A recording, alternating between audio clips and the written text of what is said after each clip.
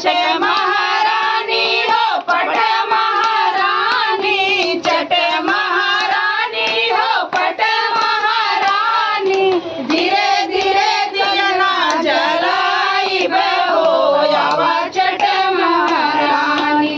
पूरी मिठाई के भोग लगाई पेड़ा मिठाई के भोग लगाई धीरे धीरे भोगवा लगाई हो आवा चट महारानी।